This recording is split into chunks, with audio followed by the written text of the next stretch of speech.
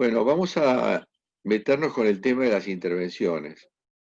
Ustedes saben que en psicoanálisis, en principio hay dos tiempos. El primer tiempo se llama de las entrevistas preliminares. El segundo tiempo es del análisis propiamente dicho. Las entrevistas preliminares tienen varios objetivos. El primero de todos sería aproximarnos conjeturalmente a la estructura clínica del sujeto. Por lo menos hay dos cosas que tenemos que descartar. Una es psicosis y otra es psicopatía. Ahora, nosotros tratamos a los psicóticos, no tratamos a los psicópatas. El psicópata es, vamos a decir, la máxima expresión de la estructura perversa, la del sujeto que va contra el otro, contra el socio. Lacan le llamaba los canallas. No analizamos canallas porque no tienen arreglo y porque su pulsión destructiva es ingobernable. Con este detalle, de entrada vamos a ver a un sujeto empático, inteligente, podríamos decir entrador, pero tiene un solo propósito y es obtener un beneficio a costa del otro. Aunque ese beneficio solo sea el disfrute de arruinarlo al otro. Hay otros beneficios, por supuesto, los beneficios económicos, los beneficios sexuales, etcétera. Hola Laura. Hola Mario, hola chicos todos. ¿Qué tal? Buenos días. Hola Laura, buen día. Estamos en el tema de las entrevistas preliminares. Nosotros no usamos tests ni artificios llamados psicométricos, que son de la Facultad de Psicología, porque entendemos que ahí no está el sujeto. Aunque la mayoría de los tests son proyectivos, o sea, el sujeto dibuja o ve cosas en manchas como el test de Rogers u otros, que nos dan una pista, pero para nosotros el criterio de verdad está en el discurso, en lo que el sujeto dice. Lacan decía, yo puedo tener una entrevista preliminar o 200. Tengo que tener no una certeza, porque no las hay. No se olviden que Freud dijo, el diagnóstico viene después del tratamiento, lo cual es una afirmación muy fuerte. Pero yo tengo que tener una aproximación tentativa, conjetural, acerca de la estructura del otro. Porque si bien partimos de la base que nos consultan los neuróticos, hay ciertos rasgos que nos hacen dudar y eso lleva a lo que se llama diagnóstico diferencial. Entonces a veces podemos encontrarnos con un sujeto de esos que nosotros decimos, este es un psicótico, y tal vez la estemos errando por lejos. Lacan dijo hay tres elementos para detectar una psicosis. Tres rarezas, o lo que dice el galicismo o el anglicismo, lo bizarro. Bizarro es una palabra del francés y del inglés, no tiene que ver con lo bizarro en español, casi es la antítesis. Pero bueno, hemos adoptado lo bizarro como lo exótico, lo raro, lo que no encaja. Lacan dice hay tres cuestiones bizarras en los psicóticos. La primera de ellas se ve en el cuerpo, la segunda en los vínculos, la tercera en el lenguaje. ¿Por qué en el cuerpo? Porque el psicótico tiene una grave distorsión del esquema corporal. Inclusive, tal vez parte de su delirio consista en considerarse desperdigado, desmembrado. Por eso siempre les digo, los psicóticos sufren mucho. No es porque se inventen una realidad alucinada, disfrutan. Psicóticos sufren mucho, en principio por estas ideas de ver sus miembros desparramados. A veces tiene que ver con el desmembramiento, a veces tiene que ver con la hipertrofia del cuerpo, Un psicótico puede decir, bueno, mi cuerpo abarca toda esta habitación, no se mueva porque me duele. También están los llamados estigmas en la piel, porque en muchos casos no sienten el dolor, entonces tienen heridas o quemaduras, producto de esa falta de cuidado.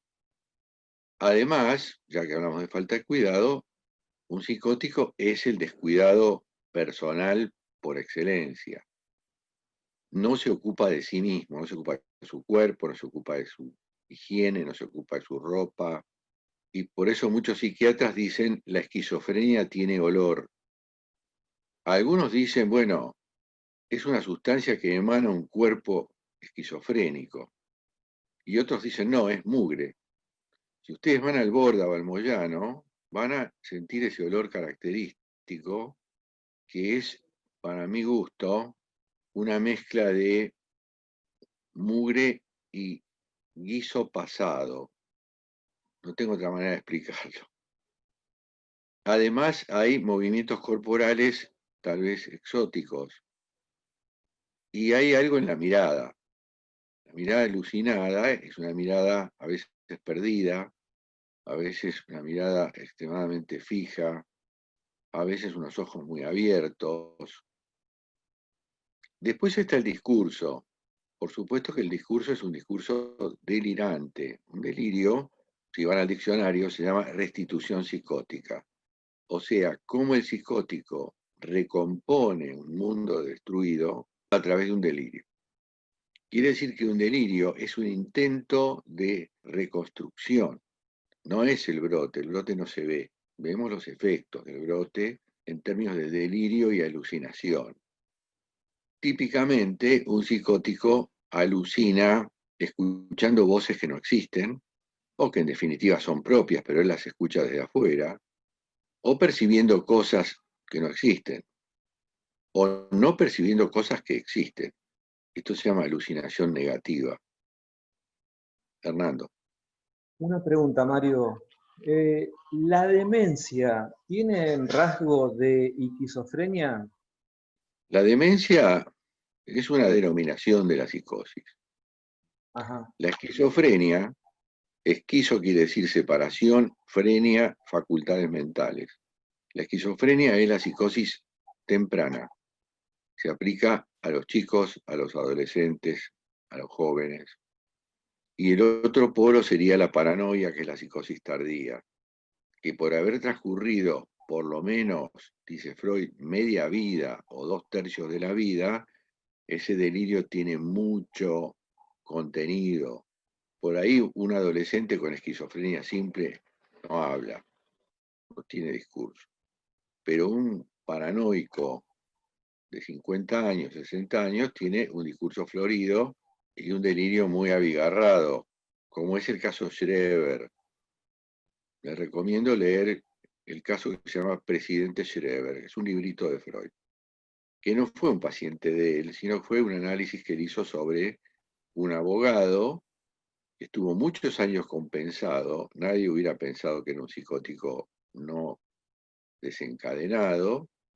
Tuvo familia, tuvo matrimonio, estudió abogacía, entró en el sistema judicial de Alemania y se brotó cuando fue nombrado presidente de la Corte Suprema de la ciudad de Dresden. Entonces, ahí vemos claramente cómo el psicótico carece de padre interno.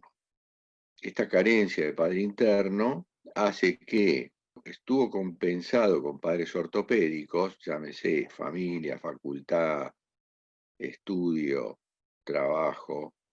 Cuando esos soportes ortopédicos desaparecen o cuando él debe asumir la jefatura y no tiene más soporte porque él es el soporte del sistema, se brota.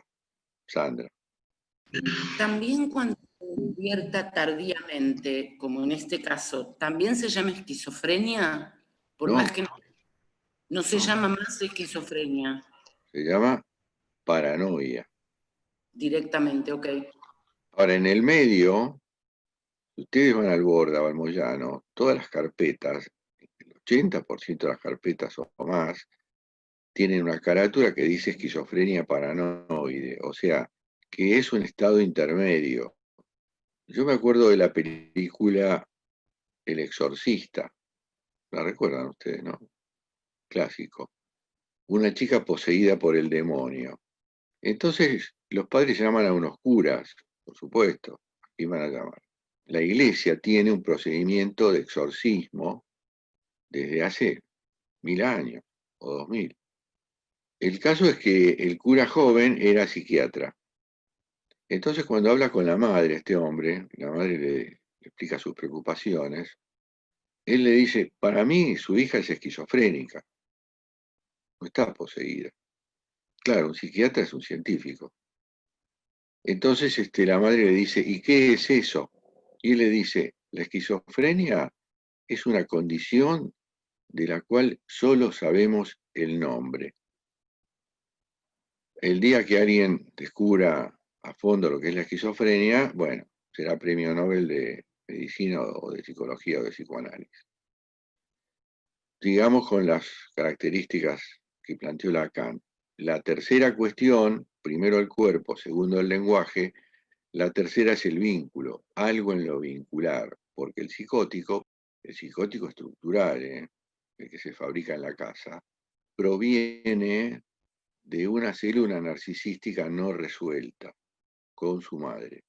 Y es por eso que la dupla psicótico-psiquiatra en el tiempo recrea la célula narcisística y deja de tener efecto. Entonces hay que hacer otra cosa. Lacan inventó algo que se llama presentación de enfermos, y es poner a un psicótico con un psiquiatra nuevo y alrededor un auditorio de médicos y practicantes. Y ahí, al estilo de Melanie Klein, recrea el triángulo edípico y el psicótico se compensa. Porque el psicótico no tiene triángulo, tiene dupla, célula con la madre. Por eso, el caso de presentación de enfermos de Lacan y el caso Dick de Melanie Klein, que es ese chico que se le estampó el Edipo al año de vida a través de un juego en donde un túnel era la madre, una locomotora era papá y un vagoncito era el nene. Cuando Melanie Klein introdujo el tren, la máquina, en el túnel y dejó afuera el vagoncito, el chiquito empezó a hablar. Estaba en un autismo secundario. Roxana. ¿Cómo se llama el caso este de Melanie Klein? Caso Dick. Lo van a encontrar en un libro sobre Melanie Klein que es de Ana Segal. Los escritos de Melanie Klein, si ustedes se meten con Melanie Klein, escritora, se van a espantar, porque Melanie Klein era rigurosísima, con un lenguaje crudo, describiendo los casos de los niños.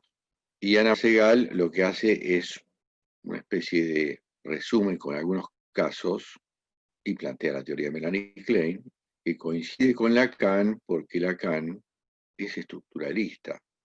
Melanie Klein no, pero como trabajó con bebés y con niños, planteó, entre otras cosas, el Edipo temprano. O sea que en un año ya está el Edipo instalado. Y Lacan, como es estructuralista, dice el Edipo siempre estuvo allí. Entonces, Lacan prefiere más a Melanie Klein que a Freud en ese punto. Entonces, el psicótico está en la dupla con mamá. Esa madre no permitió la función de corte de la función paterna. O si la permitió, la corroyó. Ustedes van a ver que hay madres que corroen el discurso paterno. Lo dejan entrar y después lo sabotean.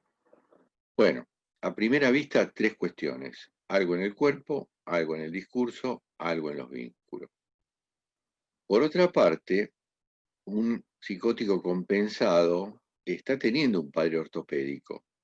Es decir, no lo tiene adentro, no es un padre interno al estilo del hormigón armado, es un padre externo que lo sostiene al modo de una ortopedia. Pero ¿cuál es el problema de la ortopedia? Que se puede desarmar. Para hacerles una analogía tonta, ustedes pueden tener una silla de 4 patas con una pata menos, y sostenerla con una pila de libros abajo de esa pata que falta. Ese es un padre ortopédico, pero bueno, te saco los libros y te caes de nuevo. En cambio, un neurótico que tiene la función paterna instalada, más allá de los avatares de esa instalación, porque tenemos padres internos firmes y padres internos vacilantes, y esto hace a la variabilidad de la neurosis, tiene ese recurso interno que le permite entender de algún modo la realidad, o si quieren su entorno, y superar siempre en términos singulares en base a las series complementarias, los obstáculos que les presente la vida, los factores desencadenantes, vamos a decir. Ahora, ustedes pueden tener una psicosis no desencadenada por muchos años y de repente un detalle la desencadena. Y es ahí cuando empieza el delirio y la alucinación. Entonces, el típico analizante del psicoanalista es el neurótico. El neurótico es un tipo, un padre interno instalado, que tiene una disyunción respecto del mundo concreto. Es un tipo que sufre, es un tipo quejoso, en un amplio abanico de posibilidades. Todo depende de qué discursos lo constituyeron. Ustedes saben que el lenguaje no se aprende, sino que se transmite, o mejor dicho, no se enseña, se transmite, con frases armadas. Así como el análisis no se aprende, no se enseña, se transmite en el consultorio. No está en los libros. En los libros está la teoría, las técnicas. En esa transmisión que hacen los padres del lenguaje, le contrabandean, como siempre les digo, puntos de vista, ideología, preconceptos, contradicciones.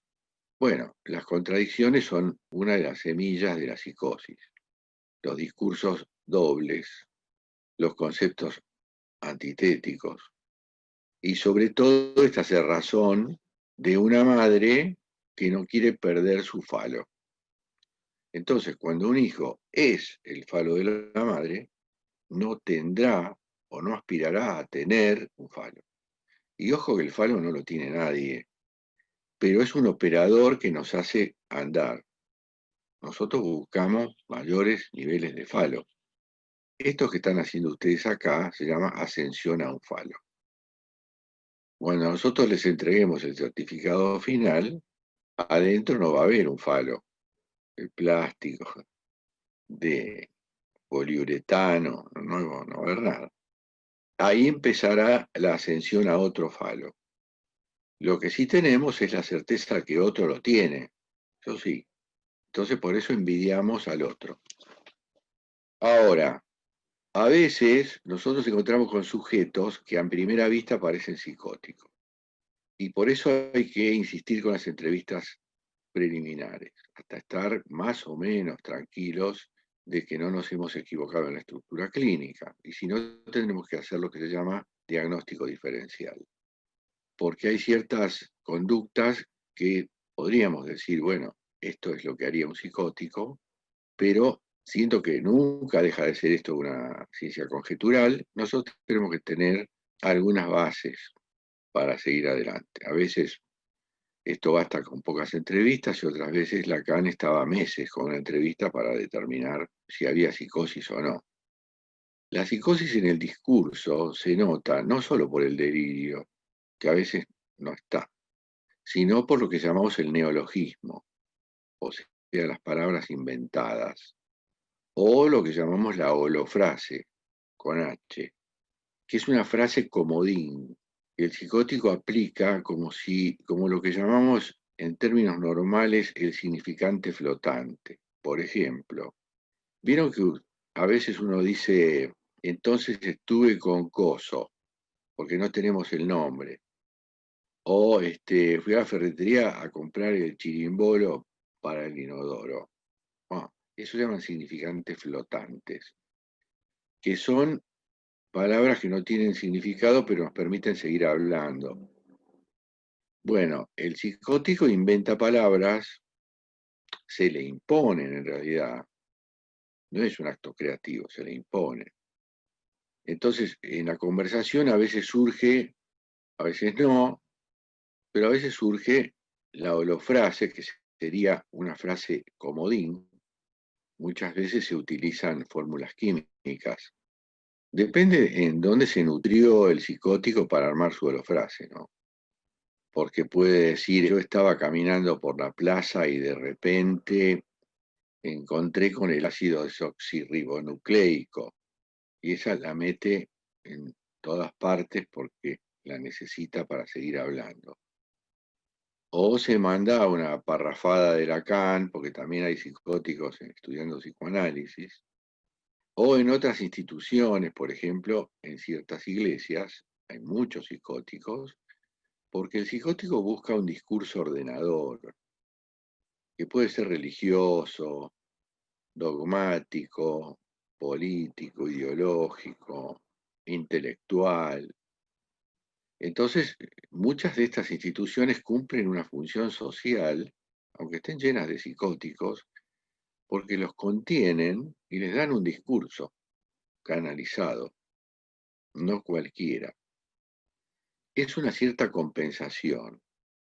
No sé si les conté, yo tuve un paciente como de 45 años, que yo a primera vista pensé que era psicótico justamente por esa mirada alucinada, por una cierta torpeza al caminar y al hablar, se equivocaba de las palabras, volvía para atrás, arrancaba de nuevo. No sé si se acuerdan ese que me dijo, yo sueño siempre lo mismo, que de la boca me sale carne picada cruda. Bueno, resultó ser un neurótico bastante sufriente porque estaba viviendo con los padres, que eran italianos y era una economía de guerra. Entonces, los padres pensaban que todavía estaban en la Segunda Guerra Mundial en Italia. Entonces, vivían una vida misérrima, las comidas eran espantosas, todo era muy básico. Y tardé en decir, bueno, este es un neurótico con estos aspectos medio bizarros, medio raros. Y así muchos casos que uno duda. Ahora, lo peor que nos puede tocar, como les dije, es un psicópata. Porque psicópata viene a destruir. Antonella. Tengo dos preguntas. ¿Y cómo te diste cuenta de que no era un psicótico? Con el aldar de las entrevistas. Y eso me da el pie a la siguiente pregunta. ¿En qué consisten las entrevistas? O sea, ¿qué es lo que se trabaja en esas entrevistas? Está muy bien. Bueno, en las entrevistas uno no hace de analista, porque el analista se calla la boca. Las entrevistas tienen mucha pregunta por el grupo primario, por el entorno social, por los estudios, por las costumbres, por el trabajo. Acuérdense que una familia tiene, en la construcción de un sujeto, tiene dos pilares que debe instalar. Uno es el amor y otro es el trabajo. Después hay otros dos que son humor y creatividad, que no siempre están, pero amor y trabajo tienen que estar. O sea que uno aprende estas dos categorías en el seno del grupo primario. Entonces, las preguntas son necesarias y se habla mucho en las entrevistas preliminares porque no solo yo tengo que determinar la estructura clínica, sino además, por ejemplo, su nivel socioeconómico.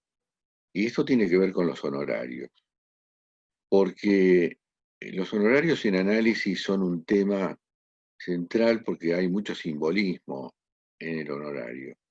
Es como que el otro paga lo que vale. Por eso no tenemos un honorario estándar nosotros. Esto depende, hay gente que no puede pagar nada y hay gente que puede pagar muchísimo. Freud fue el que dijo, no se puede analizar a los ricos, porque nunca les va a costar nada, tiene que costarte. Entonces cuando eventualmente yo pregunto cuánto podés pagar, y me dicen tanto, y yo le pongo un poco más, porque tiene que costar. O cuando me proponen un pago exiguo, yo puedo decirle, bueno, tampoco vales, porque tiene que ver con lo que vale. Sandra.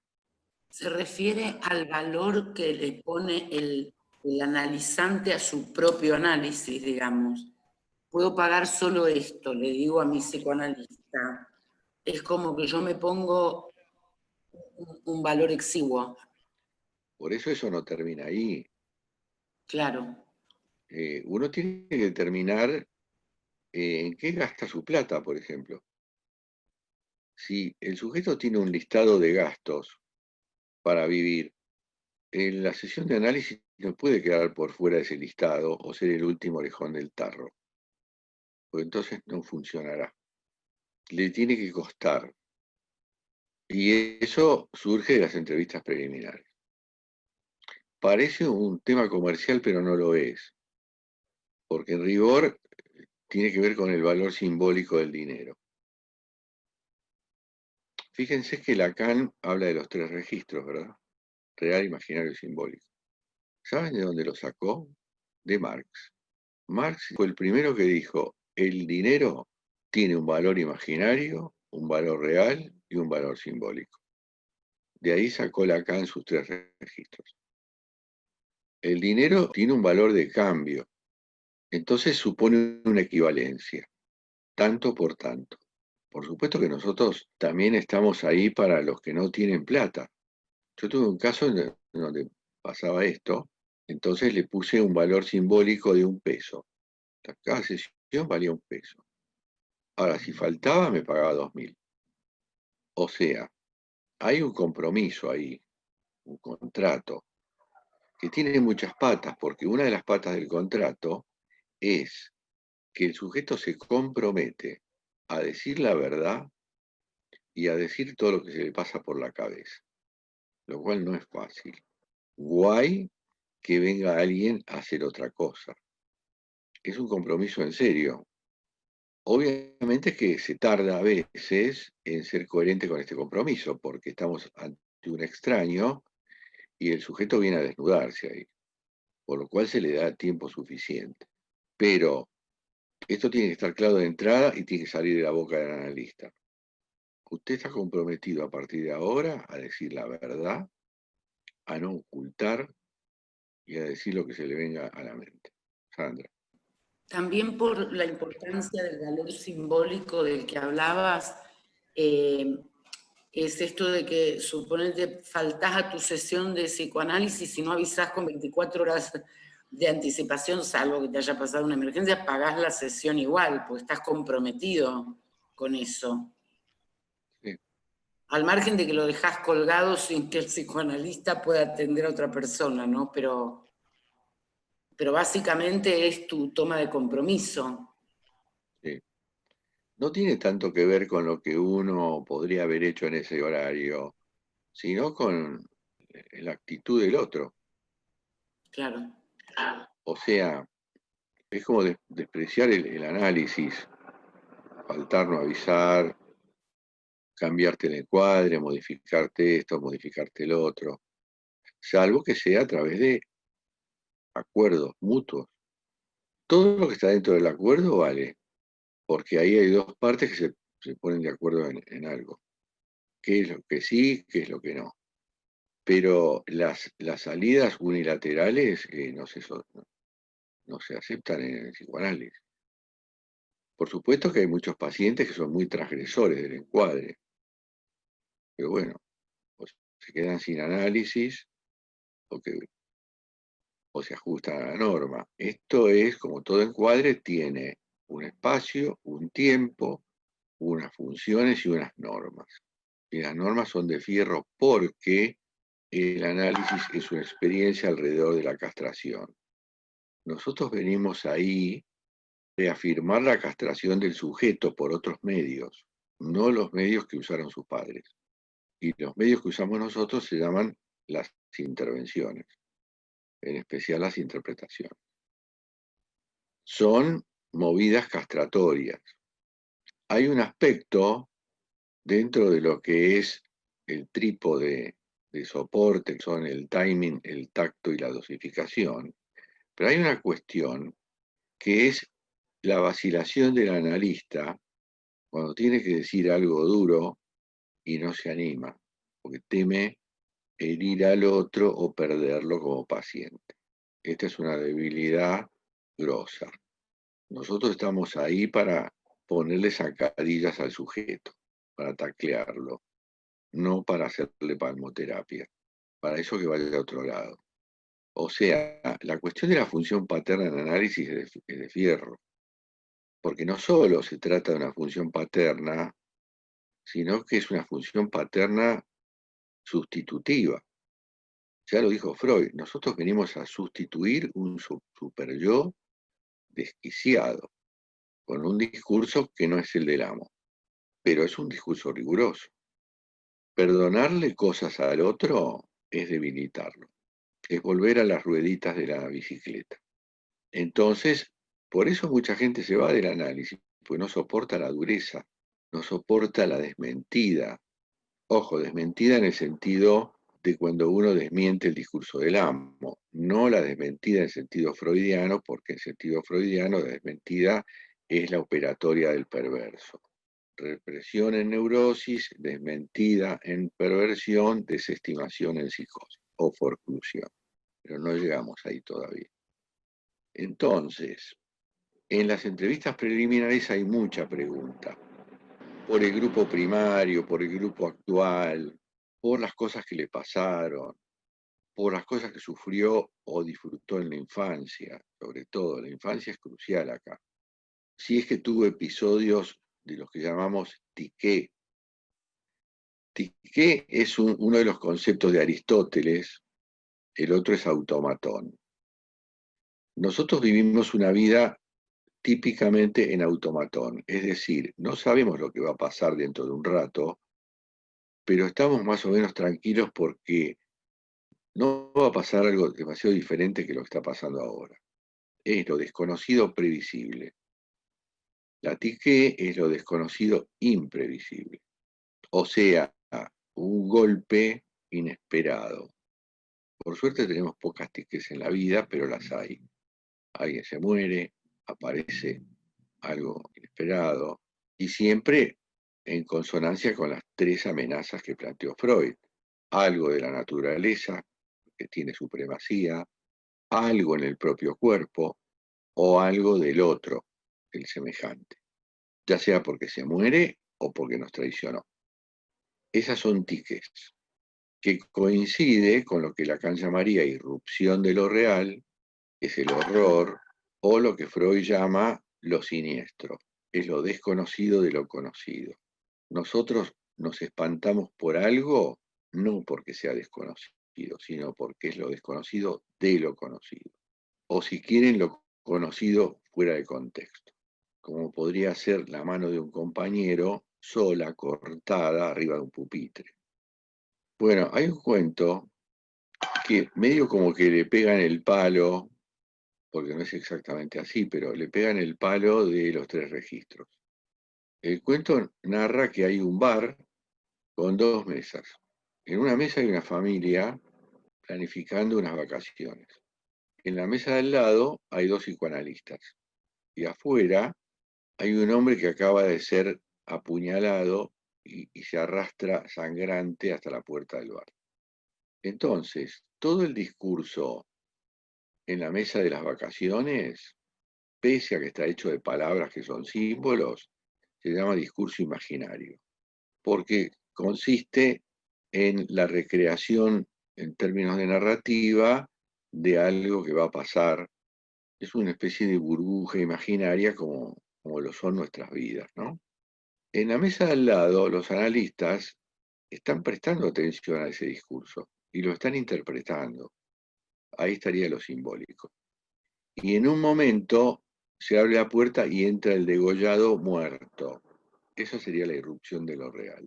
O sea, lo imposible de ser abarcado en el momento. Es algo que no hay ni palabras ni imaginario para abarcarlo. Bueno, es una aproximación, no lo tomen al pie de la letra. Pero ahí tenemos una tique. Lo que hablan los integrantes de la familia es un automatón, porque algo que va a pasar, que todavía no pasó, pero está ya prediseñado, están imaginarizando algo que va a suceder, o sea, previendo en términos de disfrute. No están incluyendo ahí que uno en el mar se va a ahogar, por ejemplo, ¿no? Después los analistas están interpretando, se están pegando el salto cualitativo a lo simbólico, un pase al registro simbólico. Y después está el degollado que cae muerto, irrumpiendo, ahí está la irrupción de lo real, en términos de tiqué aristotélica. Bueno, una tiqué, por ejemplo, es un brote psicótico en una familia que no se lo esperaba. Allá donde yo vivía, en el campo, hay algo que se llama puestos. Es un puesto, es un lugar, una casita, una vivienda, donde viven unos empleados rurales, generalmente una familia, que están haciéndose cargo de una parte del campo que está lejos. Bueno, allá en Córdoba teníamos una parte del campo bastante lejos del casco, y vivía un matrimonio con un hijo. El tipo era un forzudo, un obrero rural muy vaquiano, y la mujer era una obesa mórbida, toda vestida de negro, por un luto, por un padre. Hasta los aros que tenía estaban cubiertos de tela negra, y tenían un hijo. El forzudo este era un forzudo en serio, o sea, era capaz de levantar un arado con una mano, un tipo muy habilidoso. Un día la mujer tuvo un brote psicótico, y hay brotes y brotes. Por ejemplo, el de esta mujer fue un brote de furia. Hay otros que no son así, pero este fue un brote de furia. Entonces su marido trató de contenerla porque estaba rompiendo todo, y al marido le destruyó toda la ropa que tenía, lo dejó en bolas, le partió en tiritas toda la ropa que tenía. Bueno, hubo que internarla, estuvo, inclusive con chaleco de fuerza, estuvo. Una mujer muy alegre, ¿no? Pero era psicótica. Algo le detonó, el famoso factor desencadenante, que a veces es una pavada. No crean que el factor desencadenante es algo extraordinario, a veces es una pavada. Vía series complementarias, ¿no?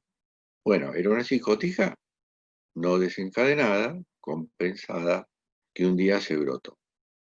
La llevaron al pueblo, a los médicos, porque imagínense que no había atención de salud mental ni por broma.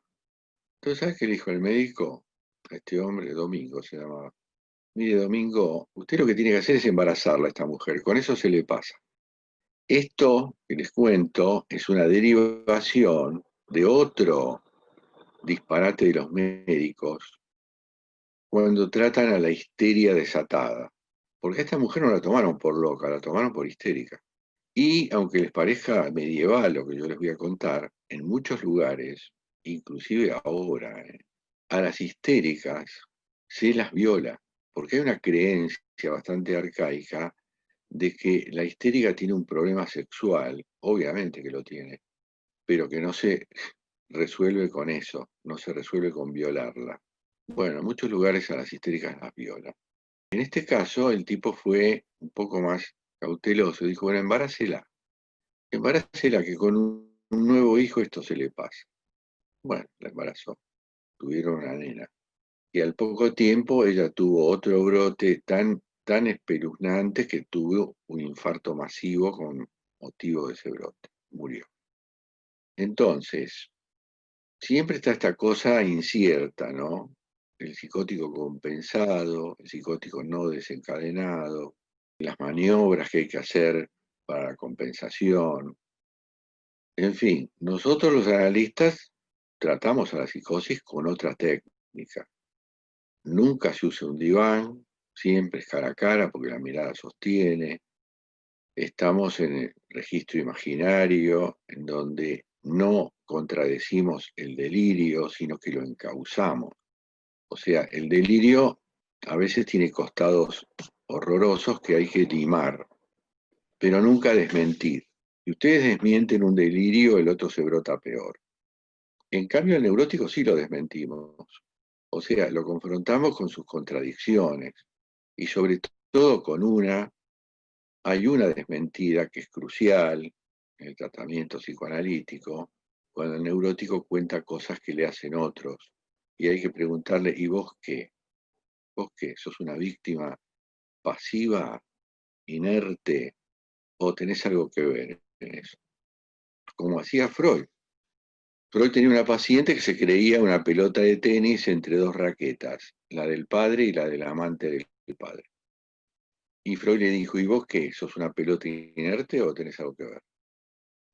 Nunca hay un esclavo absoluto y un amo absoluto. Hay connivencia. Hay acuerdos secretos que llamamos pactos. Los pactos son distintos de los contratos porque son secretos, a veces tácitos, y, vamos a decir, no, siniestros. En cambio, los contratos son más simbólicos, más razonables, más de parte por parte, en donde unos pierden y ganan y el otro pierde y gana. Los contratos derivan de las negociaciones y los pactos derivan de las imposiciones. Lean, si no, de Hegel, Dialéctica del amo y el esclavo, en donde queda clarita la participación activa del esclavo en su esclavitud. Bueno, a través de las preguntas, que son muchas, yo inclusive hago una pregunta que a veces asusta.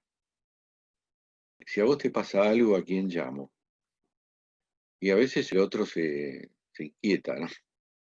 Pero es una medida de prevención, porque a veces en análisis, no sería la primera vez ni la última, hay gente que se descompensa, que se desmaya, que le agarra una lipotimia, que esto o el otro. A veces llamamos al SAME, pero siempre hay que llamar a alguien allegado, o sea que para mí cada paciente tiene un referente. También pregunto por hitos en la vida significativos, enfermedades, pérdidas, abusos, situaciones traumáticas. Pregunto por esas cosas.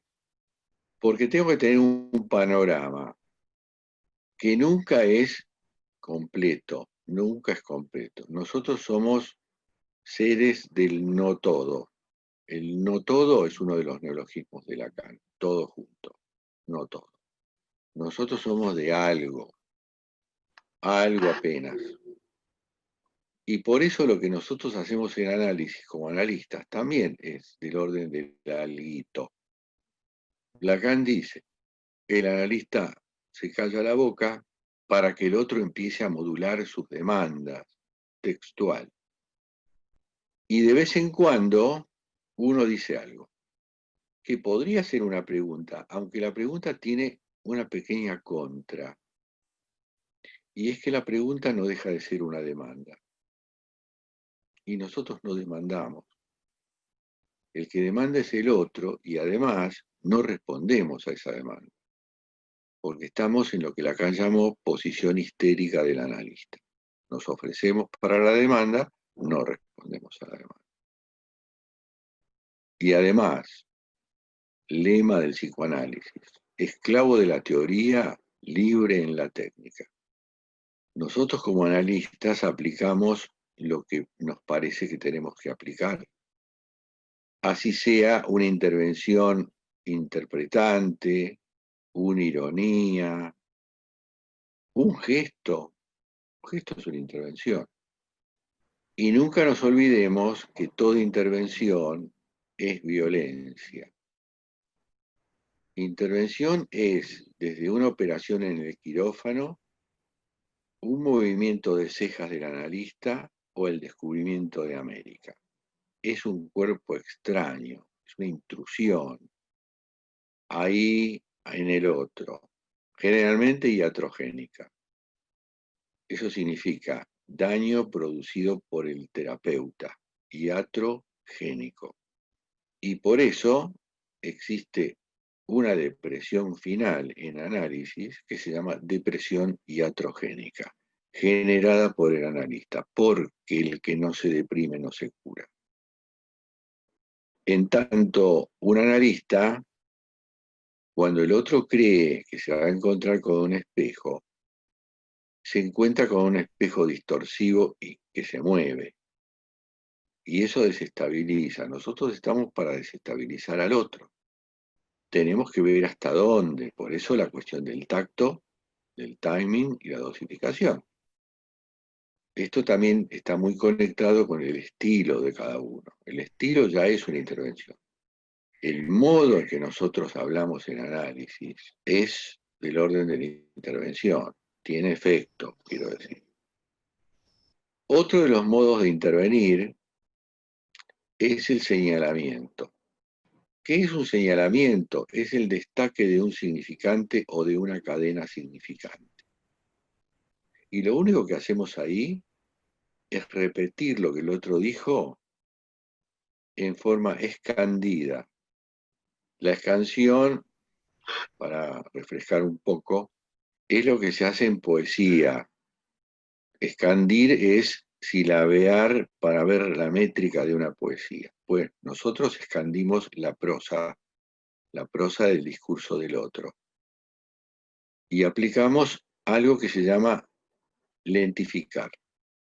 Lentificar no solamente quiere decir hacer más lento el discurso, o sea, repetir lo que el otro dijo lento, sino también poner una lente arriba de un significante o de una cadena, porque ahí pintó la resonancia. Nosotros estamos resonando con un significante del otro.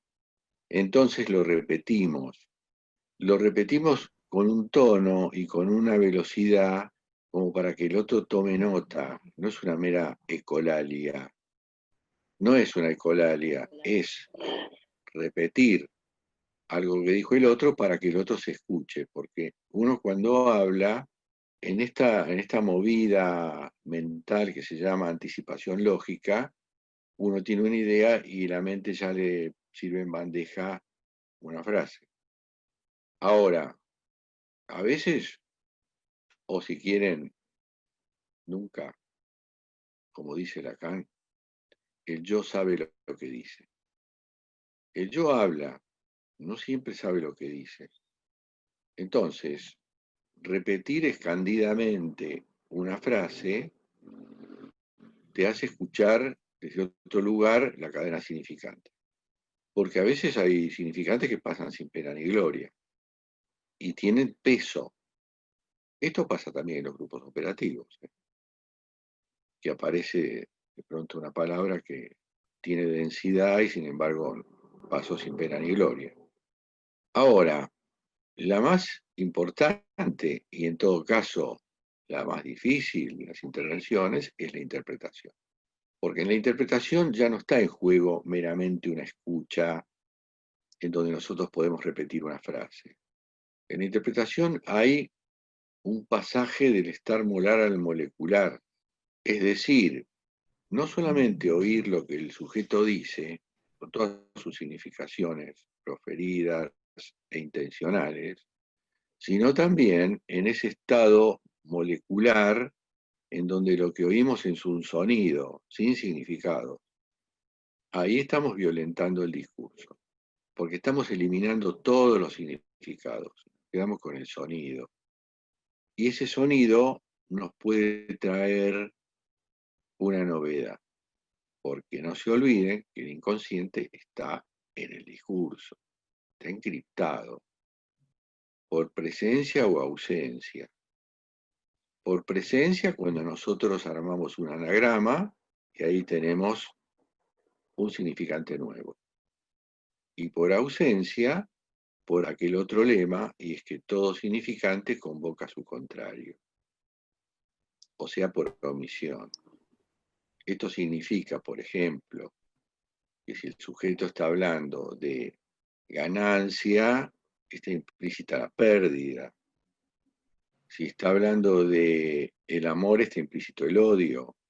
Y así con todo. O sea, todo significante por las cadenas de las que habló Roman Jakobson, en donde cada palabra se llama paradigma y es un eslabón de muchas cadenas que se articulan en ese paradigma, entonces hay una oferta permanente y sincrónica de lo que llamamos batería significante, que son todos los significantes que nosotros tenemos a disposición.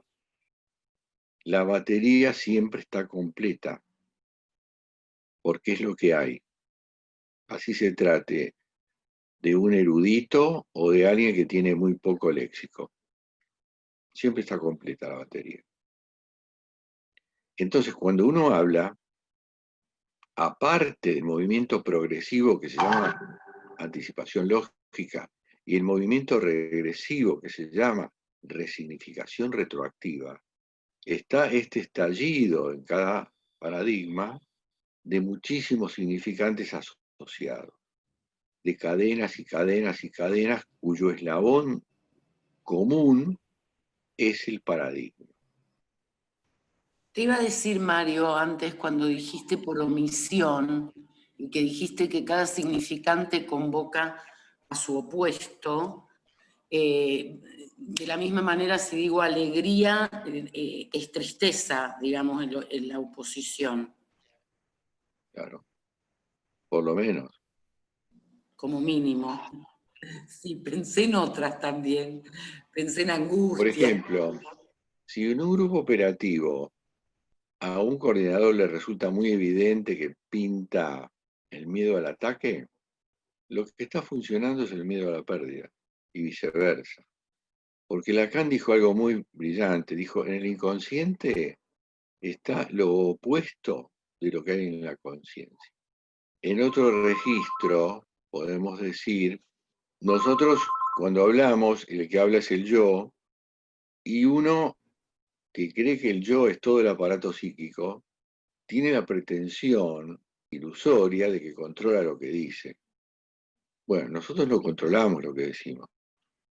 Hay una estructura clínica que se lleva a los laureles del control, que es la obsesión, la neurosis obsesiva.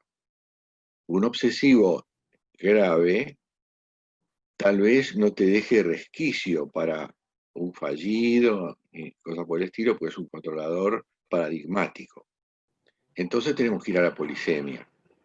Entonces, cuando nosotros estamos en atención libremente flotante, pinta el estar molecular. Es decir, ¿qué cosa puedo pesquisar yo de ese sonido sin significado que es el discurso del otro? Por ejemplo, a ver, les voy a pedir que me presten una palabra. Laberinto, por ejemplo. Laberinto. 4 sílabas, ¿verdad? Bueno, laberinto es una palabra y también es un significante. La palabra es el paquete entero, significante barra significado, pero es un significante. ¿Cuántos significantes podemos encontrar en laberinto? Que no tiene nada que ver con un laberinto. Lab, de laboratorio. Bueno. A ver, sin H está. ¿Qué más? Into, que a mí me remite a lo interior, a lo interno. Into, porque además en inglés es adentro de algo. Bueno, hay muchísimos otros.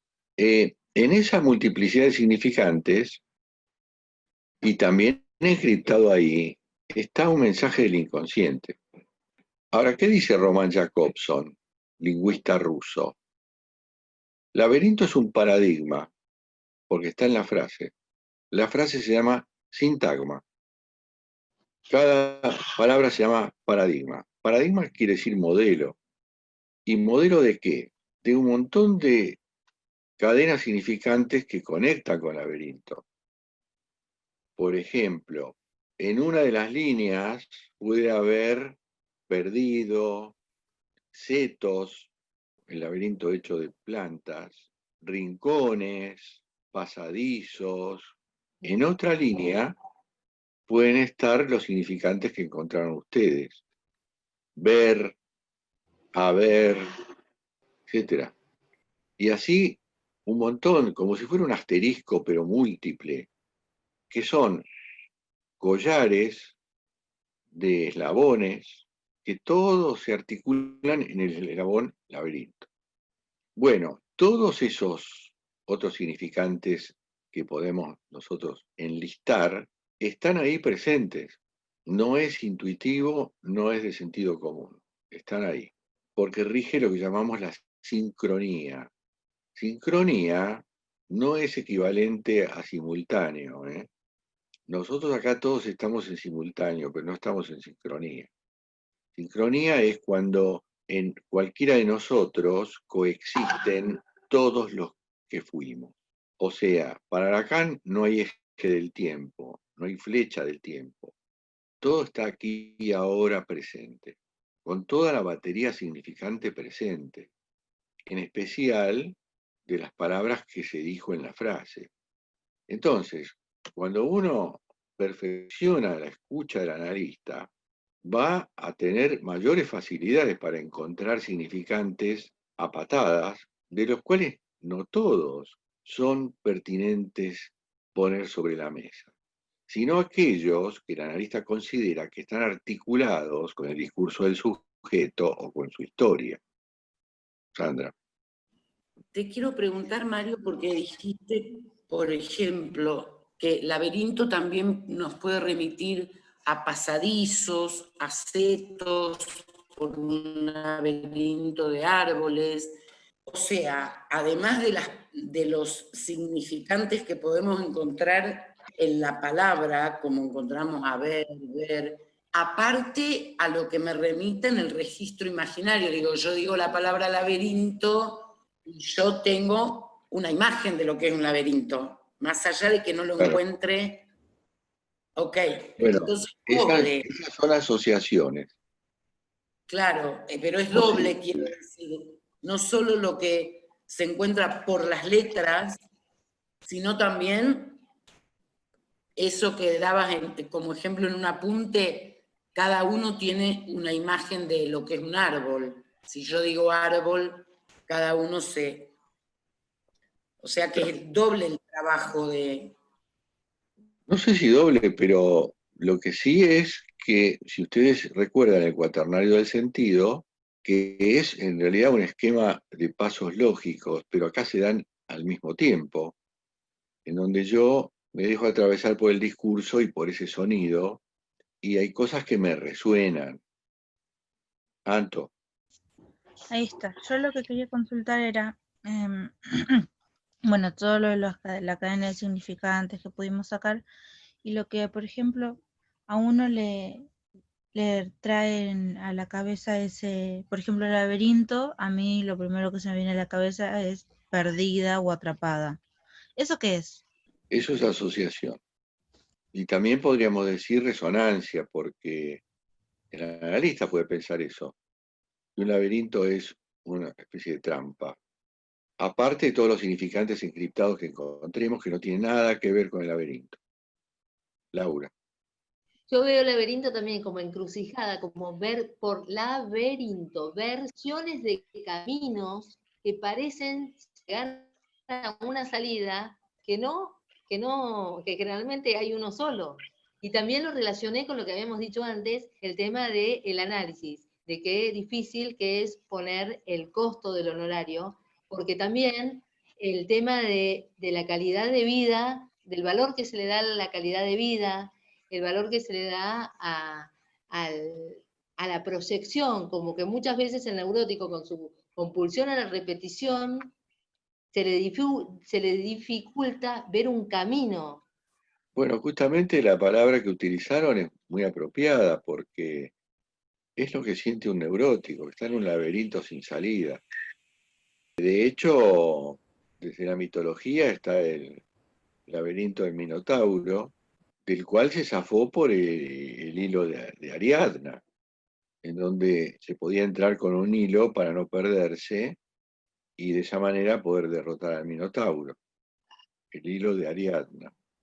El tema es que el neurótico tiene esa percepción laberíntica de su vida y la cuestión de que no hay salida.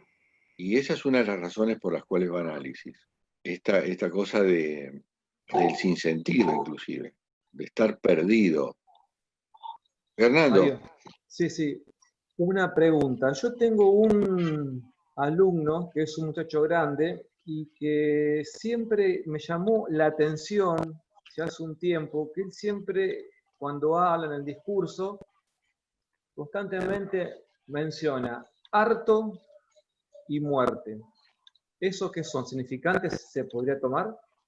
Bueno, eso se llama insistencia significante, que es otro Insistencias. punto que tomamos cuando un significante insiste en el discurso. Harto, muerte. Sí, sí, Claro. estoy harto, y bueno, Sí. hay que matar a todo. Ah, bueno. Sí. Bueno, a ver si se mata a él, ¿no? Y está harto de todo y está pensando en la muerte. Sí, sí. Y bueno, es un candidato para el análisis. No nos olvidemos que el discurso es pulsional, o sea que hablar supone una descarga pulsional, y además que es una descarga sublimatoria. Acuérdense que los dos más importantes destinos de la pulsión son la represión y la sublimación. Bueno, cuando nosotros hablamos, estamos canalizando en un entubamiento un montón de circunstancias subjetivas que de no ser por la palabra irían a parar a otro lado, irían a parar, por ejemplo, a un acto, alguien que se descompensa en una sesión y se pone a llorar. Entonces siempre tenemos este recurso, poné eso en palabras, porque la palabra es elaborativa por sí misma. Y ojo que no siempre existió el psicoanálisis, pero siempre la palabra fue elaborativa. Cuando alguien tiene, qué sé yo, una tiqué en su vida, bueno, tiene que hablar con alguien, con un amigo por lo menos. A vos se te muere alguien, tenés que hablar, hablar. No nos olvidemos que la mente es una caja negra, tiene que tener salidas, output, si no nos volvemos locos. O nos enfermamos. Hernando. Mario, ¿cómo leo? Yo, que bueno, ahora estoy con el tema de las crónicas, ¿no? En la otra carrera. ¿Cómo leo un significante y una resonancia? No la logro diferenciar esas. No, son dos categorías diferentes. Por eso, ¿no? Vos cuando lees o cuando oís, hay palabras que te resuenan. Esa es la resonancia. O sea, no te da lo mismo. Entonces vos la rescatás esa palabra. Siempre hablamos de significantes, pero para hacerla fácil vamos a decir palabra. El otro dice cosas y a vos te resuenan porque vos también pones ahí en juego tu subjetividad y tu deseo. Y por eso a todos nos resuenan cosas distintas. Dado un discurso cualquiera, por ejemplo, ya que mencionás la función observación en psicología social, si hay dos observadores o tres levantando una crónica de una reunión grupal, primero, las dos crónicas o tres van a ser diferentes. Segundo, las resonancias van a ser diferentes, porque todos somos distintos. Lo que me resuena a mí de un discurso, a otro tal vez no le resuene para nada. Entonces, juega la subjetividad y tiene que jugar, no tenemos otro remedio. Porque si no tendríamos una máquina, una computadora que no siente nada, que no le pasa nada. No es así. Acá hay dos subjetividades en juego en una sesión de análisis, de cuyos discursos emerge una cosa tercera, y este es uno de los neologismos de Lacan, que es un efecto sujeto. O sea, acá Lacan a la palabra sujeto le da otro significado. Es un plus, es una ganancia fálica, es una ganancia subjetiva, una ganancia de significación para los dos. El analista no es un cuerpo inerte que no le pasa nada. Cada vez que el otro habla y uno interviene, se produce un efecto sujeto para los dos. Por eso el análisis es también terapéutico para el analista. Y por eso Lacan dice, la resistencia en análisis es del analista. ¿Qué quiere decir resonancia? Vibrar con el otro. Es un término de la física, más específicamente de la acústica. Si yo tengo un piano y allá a 5 metros tengo una guitarra sobre la mesa y yo toco la tecla re, en el piano, la cuerda re de la guitarra va a sonar. O sea, hay una transmisión del sonido a través del aire que porque están en la misma frecuencia vibran las dos a la vez. Una fue tocada, la otra resuena. Es una analogía con este concepto. El sujeto dice unas palabras, y bueno, hay una que me resonó, me pegó en algún lado. Más es una palabra que se repite, insistencia significante. Por ejemplo, yo tengo un paciente en Barcelona. Es un tipo argentino muy afecto a girar por el mundo. Nunca se queda en un mismo lugar.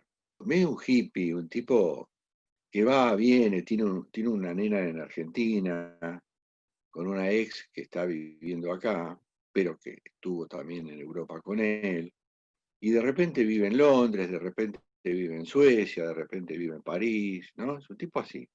Y trabaja de lo que puede, y que esto y que lo otro. Bueno, ahora se estableció en Barcelona y puso un bar. Curiosamente el bar se llama El Loco.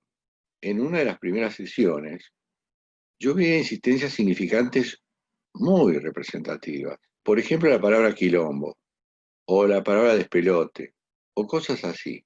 Entonces, como terminó la sesión, yo le dije, mira, dos palabras que insistieron hoy fueron quilombo y despelote. Las nombraste muchas veces.